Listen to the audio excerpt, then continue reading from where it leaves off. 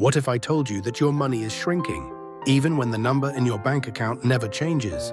No alarms, no announcements, no emergency meetings, just a quiet, steady erosion, like rust eating through steel from the inside. Across the world, governments are drowning in debt. Not millions, not billions, trillions. And history shows us something uncomfortable. When debt becomes too large to repay, governments rarely choose to pay it back honestly. They change the value of money instead. This is not a conspiracy. It is not a theory. It is a mechanism, a system feature. And today, that system is running again. Chapter 1. The debt problem no one can solve. Let's start with a simple truth. Governments cannot go bankrupt the way businesses do. They have a special power. They can create money. At first, this sounds like a miracle tool, but in reality, it behaves more like gravity. The more money you create, the less each unit is worth. Imagine a pizza. If there are 8 slices, each slice has value. But if you suddenly cut the same pizza into 16 slices, each slice becomes smaller. You did not create more pizza. You only changed the math. This is exactly what happens when governments print money. The total wealth does not double. The purchasing power gets divided. And the debt? It becomes easier to carry. Chapter 2. Inflation, the tax you never voted for. Most taxes are visible. Income tax, sales tax, property tax. You see them. You feel them. You complain about them. But inflation works differently. It is a silent tax. No bill arrives in the mail. No politician signs a document. Yet every year, your money buys less. Food costs more. Energy costs more. Housing costs more. But your savings account still shows the same number. This creates a dangerous illusion. You feel stable, but your purchasing power is shrinking.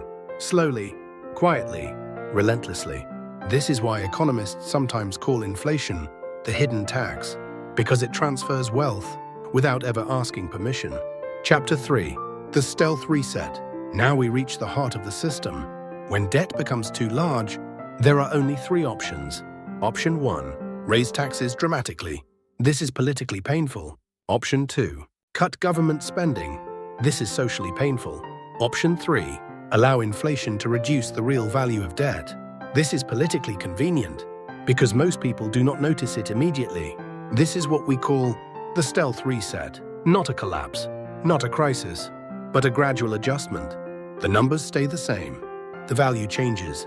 It is like lowering the water level in a reservoir, while telling everyone the lake is still full. Chapter 4. The illusion of safety. For generations, people were taught a simple rule. Save money, keep cash, be responsible.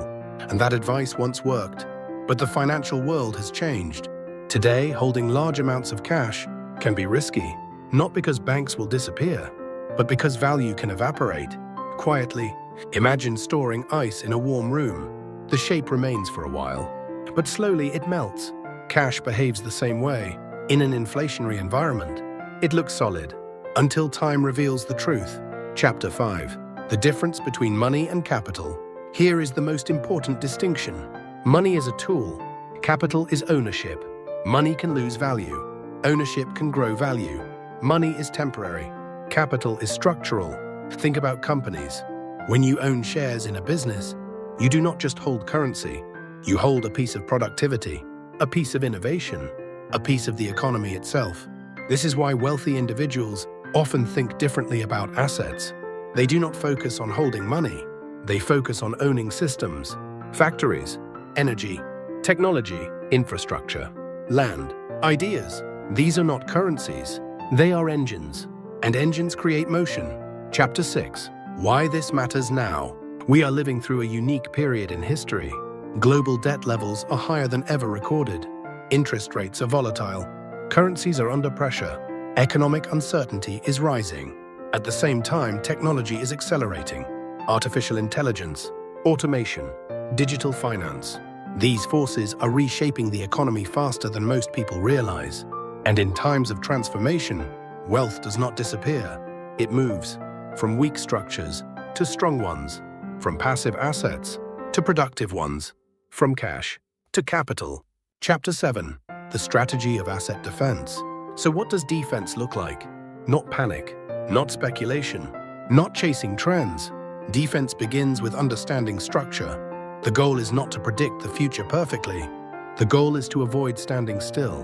While the ground shifts beneath your feet, historically resilient assets share common traits.